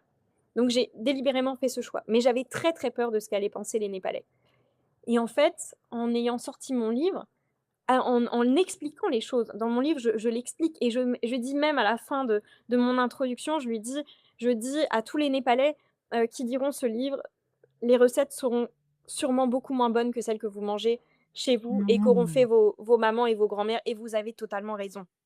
Parce que toutes les Mmh. recettes de nos mamans et de nos grands-mères sont toujours les meilleures» Ouais. et que là, c'est mon interprétation à un moment donné de la cuisine népalaise et ma manière à moi d'ouvrir à un public français et j'avais très, très peur et c'est pour ça que j'ai mis tous ces disclaimers dans mon livre et en fait, chez tous les Népalais que j'ai rencontrés et j'en rencontre vraiment beaucoup, il y en a peut-être un qui m'a fait un reproche en disant: «Oui, mais c'était pas ça, c'est pas ça les recettes, c'est pas ci, c'est pas ça» et tous les autres, tout à chaque fois le retour qu'on me fait, c'est: «On est tellement fiers de ce livre. On est tellement fiers Waouh. qu'il y ait enfin un livre qui soit accessible à tout le monde et au grand public et qui soit à la FNAC et qui parle du Népal et qui parle de la culture du Népal» et cetera et Mmh. cetera et en fait, tu te rends compte que quand tu prends une place, quand tu racontes des choses, les gens se l'approprient aussi, tu vois? Ouais, bien Et je sûr. reçois des messages, mais tellement touchants de parents, souvent tu vois, d'une femme française avec un homme népalais ou inversement une femme népalaise avec un homme français qui disent: «J'ai acheté ce livre à mes enfants parce qu'ils ne connaissent pas la Mmh. cuisine et ils découvrent la culture de leur papa à travers vos recettes». Ou des gens qui ont été adoptés au Népal et qui me disent: «Mais en fait, je renoue avec ma culture». Ou une dame qui est mariée à un Népalais qui me dit: «Je peux enfin faire des recettes népalaises à mon mari» et je me dis: «Mais là, en fait, j'ai tout gagné». Peut-être que je Ouais. vendrai pas 1 million de bouquins, mais déjà les quelques centaines, quelques milliers de bouquins que j'ai vendus, ils ont du sens et ils vont dans le sens de cette culture et les gens se l'approprient et en fait, on les recettes, certes, je les ai faites, mais la cuisine, encore une fois, c'est quelque chose de mouvant, qui bouge et on a chacun notre manière d'interpréter les plats. Aucun plat n'est pareil, à part quand on va sur de la cuisine très, très codifiée comme certaines recettes françaises et encore, tu vois? Et encore. Mmh. Chacun va avoir sa recette de la sole au beurre blanc. Enfin, chaque cuisinier a sa recette, donc finalement, la cuisine, c'est tellement quelque chose de mouvant que les gens vont se le réapproprier et c'est drôle, tu vois? Il y a une chef en Finlande qui m'a envoyé un message en me disant: «Ah j'ai fait, ta recette, mais comme en Finlande on trouve pas ça, bah, j'ai remplacé, la viande Ah par du ouais. renne», tu vois? Et je me suis dit: «Mais en fait génial! Enfin génial!» C'est, elle fait de la cuisine C'est ouf. népalaise avec les produits qu'elle a accessibles chez elle Bien sûr, et bien c'est sûr. top!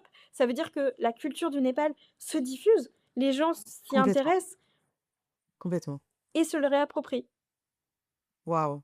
Waouh, magnifique. Tu sais que là, on a éclaté quand je te dis qu'on a éclaté le temps, mais c'est qu'on a éclaté les gens qui écoutent le podcast se disent: «Mais d'habitude, c'est pas 1 heure l'épisode, alors ça sera 1 h 30 cette fois-ci». Mais c'est tellement il y a tellement de choses à dire, mais on va devoir quand même à un moment donné, s'arrêter et on arrive à la fin de cet épisode. Mais si vous avez envie d'aller plus loin et d'expérimenter justement cette culture népalaise qui rencontre des cultures africaines. Rendez-vous le 5 avril, au pour notre expérience Tebedi, qui veut dire table en langue Douala, donc du Cameroun.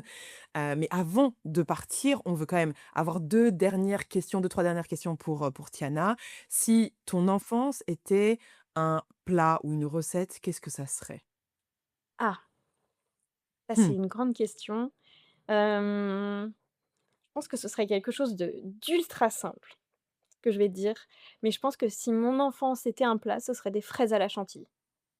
Des fraises à la Mmh. chantilly parce que c'est simple, parce que c'est sucré, Mmh. que ça se mange avec les doigts et qu'il y a quelque chose de très instinctif et très intuitif dans ce truc-là. C'est ultra simple, mais qu'est-ce que c'est bon! Mmh, c'est clair. Surtout quand c'est de saison, on précise. Ah oui, Voilà. évidemment, des frites, Heu, ouais, en saison et bien sûr. de préférence, cueillies dans le jardin. Heu, bien évidemment, bien évidemment. Si tu devais donner un titre à ton enfance, qu'est-ce que ça serait? Ah, je pense que ce serait probablement des montagnes. Des montagnes parce qu'il y a eu des hauts, il y a eu des grands bas, des très grands bas, mais il y a eu beaucoup d'ascensions, il y a eu, des réussites, des échecs, des choses dures, des moments où j'y croyais pas, où je voyais pas le bout et puis d'un seul coup, on arrive au-dessus des nuages et on se dit: «Oh là là, que la vie est belle et fantastique», donc ouais, je pense que c'est ça. Magnifique. Et en même temps, tu vois, dans les montagnes, il y a quelque chose un peu de grandiose et qui nous dépasse et je pense que parfois, moi-même, j'ai l'impression de me faire dépasser par ma propre vie, tu vois? Je me dis: «Oh là là, mais Mmh. je ma vie est un roman», tu vois? Mmh, clairement. Clairement. Prochaine édition, hein? C'est possible. Hem, hem, de quoi est-ce que ton enfant intérieur a besoin, en ce moment que tu lui donnes pas suffisamment? Ça aussi, grande question. Hem, je pense que c'est de la douceur. J'essaye, mais c'est Oh. quelque chose qui est très compliqué. Mmh et je pense que c'est ça, en fait, dont j'ai le plus besoin. Mmh. OK. Et enfin, dernière question, qu'est-ce que tu conseillerais à des personnes qui se sont reconnues dans ton chemin, dans ton parcours, dans tes origines, dans ta vibe, dans ton énergie, qui ont envie de connecter avec leur enfant intérieur, qui ont envie de se connecter avec cette énergie-là de feu, de tout est possible, qui savent pas par où commencer parce qu'elles ont peur ou voilà. Qu'est-ce que tu leur recommanderais? Quel conseil tu donnerais? J'aurais tendance à leur, recommander de commencer par des toutes petites actions pour elles. Et pas dans un but, Mmh. tr égoïste ou quoi que ce soit, mais vraiment des toutes petites actions qui ne coûtent rien. Moi, par exemple, c'est vraiment je redis encore une fois, mais la piscine, c'est quelque chose de salvateur pour moi. C'est un moment où vraiment je me retrouve moi et ça peut être, aller marcher tout seul, ça peut être, partir en voyage tout seul, ça peut être aller au restaurant tout seul, ça peut être mais essayer de vraiment trouver quelque chose pour soi, un moment juste pour soi où on va pouvoir se poser, se rencontrer. Il y en a qui ont besoin de grandes choses pour se rencontrer, de partir à l'autre bout du monde, de faire les chemins de Saint-Jacques, mais on peut aussi se Oui. rencontrer en allant, prendre un café ou un matcha tout seul, en terrasse alors que, on a la trouille de le faire. Ça peut être, d'aller, prendre, 1 heure, pour aller, nager, ça peut être de se réserver un week-end tout seul, mais vraiment de prendre un moment pour déjà soi se se contenter d'être soi, en fait, et de sa propre Mmh. compagnie et c'est très, très, très compliqué. Dieu sait que c'est compliqué de se contenter de soi-même. Mmh. Mais qu'est-ce que c'est beau quand on touche à ça et que ça devient la boussole Mmh. finalement. Mmh. Merci infiniment Tiana pour, ce voyage, cette énergie, cette inspiration, cette joie de vivre. C'était vraiment un plaisir de te recevoir. Je suis hyper contente qu'on ait fait cet épisode et merci TBD parce qu'en fait, finalement, en vrai, s'il y avait pas eu C'est ça. ça, tu vois, la probabilité qu'on se rencontre, oui, probablement, mais tu vois, genre donc merci finalement, à chacun et chacune d'entre nous de suivre les élans de la créativité, de suivre les élans de l'intuition parce que ça fait des rencontres qui sont entre guillemets «improbables» et pourtant qui ont absolument énormément de sens. Donc merci infiniment. Je mettrai toutes les informations, te concernant dans la barre d'infos. Donc si vous avez envie de commander le livre du Népal, récits intimes et recettes uniques, ça sera dans la barre d'infos. Si vous voulez nous rejoindre le 5 avril pour cette expérience TBD, en collaboration avec le Miam Show, Bouillon, Tiana et moi-même, on sera honorés de vous recevoir pour voyager ensemble et manger parce que clairement, on fait tout ça parce qu'on aime la bouffe, en vrai de En vrai. vrai de vrai, c'est le départ de tout et encore une fois, Exact. tu vois, Joanne, c'était pareil, c'était une rencontre, complètement, fortuite, à un événement où j'étais pas du tout censée aller, où j'ai été invitée à la dernière Mmh. minute et on s'est rencontrés en fin de soirée alors que tout le monde partait et on a échangé juste nos coordonnées et on est devenus potes et voilà et ça donne des choses donc venez à TBD, ce sera aussi le moment de se rencontrer en vrai, d'échanger en vrai, de se parler parce que je crois beaucoup aujourd'hui à l'ère de l'intelligence artificielle et du numérique et de toutes les rencontres, digitales de vrais moments humains. C'est clair. On revient à l'analogue, les gars. Les CD-ROM, tout ça, vous avez capté. On vous fait bien plein de gros bisous. Prenez soin de vous, de vos enfants intérieurs et puis on est ensemble. Bye! Bye. Merci d'avoir écouté cet épisode de Vibe avec ton enfant intérieur, le podcast qui est au service de ton enfant intérieur.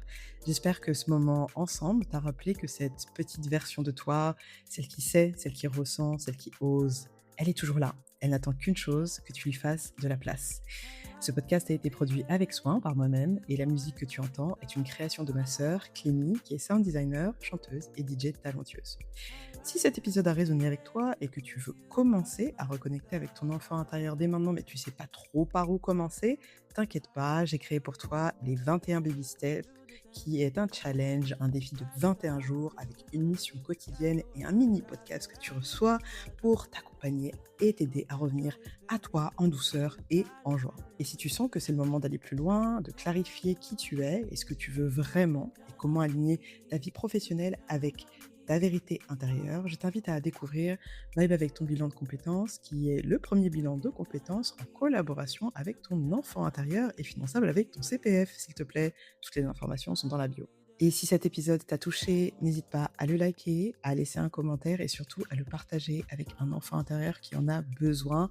Ton soutien fait grandir ce podcast et me permet de continuer à créer des espaces comme celui-ci. Et pour plonger encore plus profondément dans les mystères de cette expérience humaine complètement folle dans laquelle on est ensemble, je t'invite à écouter mon autre podcast, On est ensemble, qui sort un vendredi sur deux.